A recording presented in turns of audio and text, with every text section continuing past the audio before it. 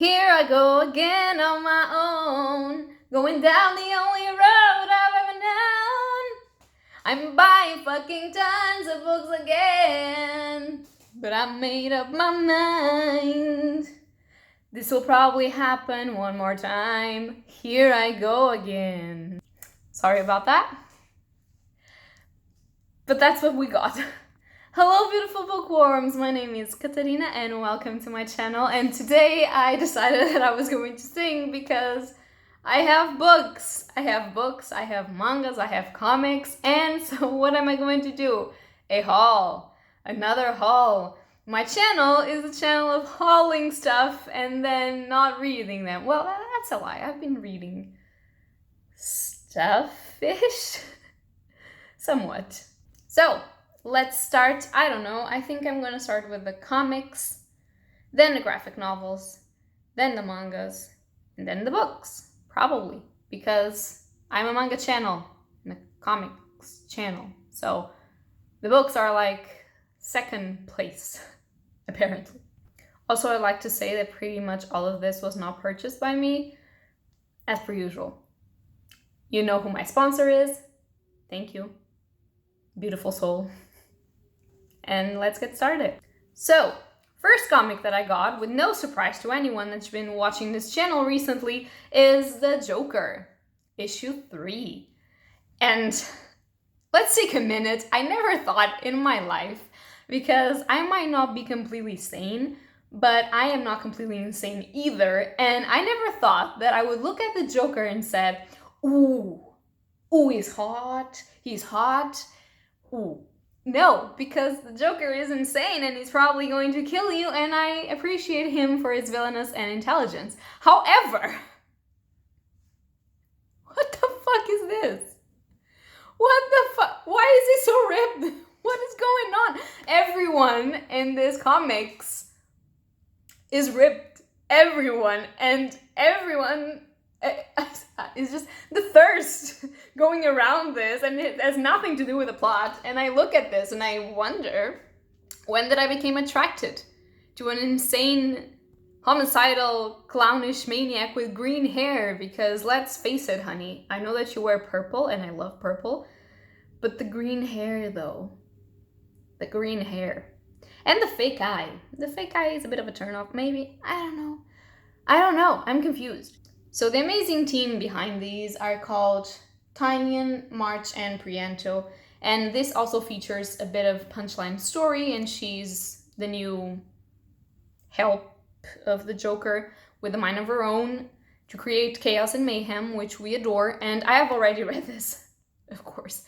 I read these as soon as I get my hands on them, and this is sort of a noir crime story in which Gordon, which is actually the main character of the comic called the Joker, he's not the fucking main character, imagine that. Gordon is trying to track down the Joker after some shit went down in Gotham, and pretty much all of the villains in the fucking world are trying to track down the Joker as well, to actually kill him because they think that what he did ruffled some wrong feathers. So it's basically everyone ganging up on the Joker, and I just want to see how he pulls through, because he will. I have total faith. Then we have two comics that I don't know if they're over, but I think so. And that is the crossover between RWBY and the Justice League, which, even though I know a lot about RWBY, I know shit about the Justice League. Are we surprised about my lack of knowledge of superheroes? No, we're not. So, this is issue 1 and this is issue 2, and they are freaking gorgeous, and I don't know if there's going to be any more of these.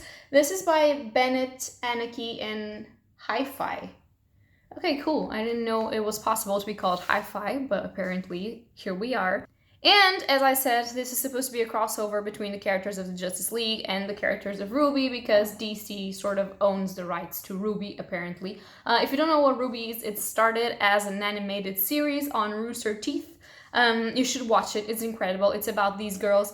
They are trained to become huntresses and kind of defeat the creatures of Grimm, which are shadowy, creepy animal creatures. There's magical tropes, there's political situations, and it's pretty fun. The fight scenes are top notch, and it's a great story and a great animation. I love our main characters. I don't know how they're going to do this, but I love the looks, and I want to read this because I haven't, stupidly. And then the last comic that I have, I know absolutely nothing about, and this is sort of the attempt of my boyfriend for me to start reading horror comics. And this is called The Antisocial Network Red Room. This is by Ed Pishkor, and this is supposed to be a self-contained first issue, which I do believe it means that it's just one thing and it doesn't have sequence, but I don't know. And it has a lot of things, like it says, see murder on the dark web for fun and profit, see rivers of gore, and see illegal acts of pornography and degradation live on webcam, banned in 5 countries, which I don't know if it's true or just an advertisement. And then we have this back cover. With someone saying, stop the begging, it's unbecoming, and someone being like flailed alive. I don't know.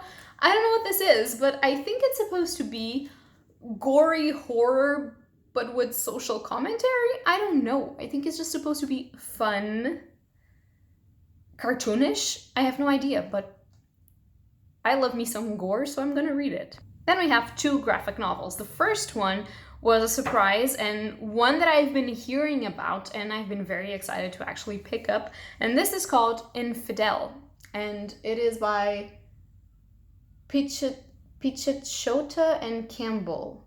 And the introduction is actually by Tananarive Due, and the afterwards by Jeff Lemire, and these are 2 very known people. So from what I gather, this is sort of the story of this building, I think. Well, I'm just gonna read the back. It says, a horror tale for the 21st century, Infidel follows an American Muslim woman and her multiracial neighbors who move into a building haunted by entities fueled by xenophobia. So it's actually very nowadayish kind of thing, and I think it was selected for the NPR's 100 favorite horror stories of all time. Yes, it was. It says here, and I read it. And the artwork of this, I mean, there's a scene. I opened this randomly. Where is the fucking scene? And just,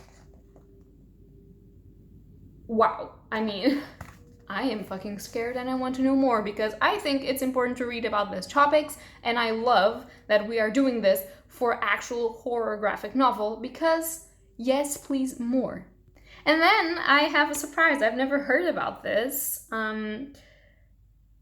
But apparently, I don't know, it's an official selection for the Angoulême International Comics Festival, and I think this is supposed to be really great.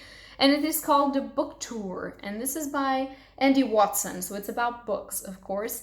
And for what I understand, it says, a page-turning, Kafkaesque dark comedy in brilliant retro style. This graphic novel watches one man try to keep it together while everything falls apart, which is basically my life. Even though I'm not a man, I'm a woman. And so it says, upon the publication of his latest novel, G.H. Fretwell, a minor English writer, embarked on a book tour to promote it. Nothing is going according to plan, and his trip gradually turns into a nightmare. But now the police want to ask him some questions about a mysterious disappearance, and it seems that Fretwell's troubles are only just beginning. In his first book for adults in many years, internationally acclaimed cartoonist Andy Watson evokes all the anxieties felt by every writer and compresses them into a comedic gem of a book. Witty, surreal, and sharply observant, the book tour offers a captivating lesson in letting go, which is something I cannot do. And I actually wanted to be a writer at some point in my life. I still want to, I just think that I suck. It's pretty much everyone that wants to be a writer thinks at some point. So I think this is going to be witty and it's going to come from me. So I want to read it. Then we have the manga, and first of all, we have a fucking break. This is the noise the book makes. I know. It's terrifying. So that is going to be Umineko no Naku koro ni, and this is volume 16 of this series that never ends and that I want to end so that I can read them and just despair and love it. I don't know. So this is the beginning of a new arc. The Nonako koro ni series, or the When They Cry series, which started with Egorashi, which is my favorite manga series, by the way, and then went to Umineko, are all sort of divided into arcs. arcs that give you questions, arcs that give you answers, and stuff is going down. This is basically horror with a bit of sci-fi-ish, with a bit of fantasy, with a bit of all hell breaks the fuck loose. There's a lot of gore in these series, and the Umineko series is really hard to explain, so I'm not going to, and one day when I have all of the volumes, I will read all of them and make a video about it and explain to you why the fuck I like this so much, and why I spend so much money on this shit. Because it's floppy, and we like floppy books. That's it. Then we have a recurrent one, and that is Blood on the Tracks, Volume 5 by Shuzo Oshimi. And I forgot to say what that was from, but the Umineko team has a lot of people on it. So one day I'll do a video about that, as I said. So as I was saying, Blood on the Tracks, Volume 5, this is peak psychological horror. It's sort of an exploration on the Oedipus complex, and it's messed up. It's fucked up. I've read 2 volumes. I have up until Volume 5, and I haven't had the actual sanity of mind to sit the fuck down, pick this up, and just read through it, because that's what I want to do, because this is so good. The art of this is beautiful, and the story of this is not beautiful, but it's just, for someone that studies psychology, it's incredible the influence that your family, in particular in mother-child dynamics, can have in your upbringing and growing up. So this is basically the story about this kid. He has a very close relationship with his mom, and his mom is always told by everyone that she is just a helicopter mom. She does everything to protect him. And one day there's a family accident that kind of changes the relationship between them. And it's incredible. It's great. If you like horror and you are not triggered easily by mother-son relationships and psychological horror, then you should read this. Then we have another recurrent one, as per usual, and that is The Promised Neverland. And this is by Kayushirai and Posuka de Misu. I swear to the fucking lords that I'm going to get the last volume of this, which is volume 20, and I won't know the name of these people. I mean, 19 volumes of this, and I don't know the name of these people. Anyway, we all know what this is about. It's one of the most famous mangas out there right now. There's an animation, I haven't seen it, yada yada. I want to read this, I haven't. I want to love it because there's stuff happening to my favorite characters, and I don't know how I'm going to survive the ending of this, but I am very excited. This one started a bit lukewarm for me, then it went great, then it went lukewarm again, and now it's amazing. So we want it, and we're gonna have it. Now for the pretty one, we have Fullmetal Alchemist, the Fullmetal edition, volume 13 by Hiromu Harakawa, which again, 13 volumes of this shit. Watching the animation of this, like, for pretty much all of my childhood, and not fucking knowing the name of this person. Who the fuck am I? I'm a poser. So, Fullmetal Alchemist, one of the most known manga/anime series out there. If you don't know what this is, I have one word for you. Go watch Fullmetal Alchemist Brotherhood. It's on Netflix pretty much everywhere. You should, you must. And this is a gorgeous copy, and I love it. And I don't know how many volumes there will be, but I just love them. And then, a little bit of an unknown one, at least for me, I got volume 1 of Dear Noman. And yes, it's Noman and not Norman, as I thought. I spent a lot of time saying, oh, I want to check out Dear Norman. And everyone was like, who now? And it's Dear Noman. That's what this is called. And this is by someone called Neji, which is the easiest name to pronounce ever. And I don't know what this is about, but the cover is just way cuter. It's just so cute. And I think it's supposed to be about this girl. She can see ghosts. And I think she's being attacked and she's saved by this weird supposed girl spirit. And she has to work together with her because she kisses her or something. I don't know. But apparently it'll be girl-on-girl romance, which for me it's fine. I just wanted to see where the plot is going to go. And they look so fucking cute. And if there's going to be ghosts and spirits, I don't know, it might be fun, so we want to read it. And now for the books. It's gonna be very, very fast. Watch me. So I got... Oh my god, okay. The First Law Trilogy. By João Murakami. Yes, in Portuguese. Like, these editions are sold out everywhere. But I got them. And thank the Lords for Bertrand, because that's it. That's my rant. If you are Portuguese, you know what Bertrand is. It's a bookshop. The most ancient bookshop in Portugal, I think. I don't know. And I love them because, yes, gems. So we have the blade itself, which has a pretty cool cover underneath. Just, sir, please, I'm trying. Thank you. Yes.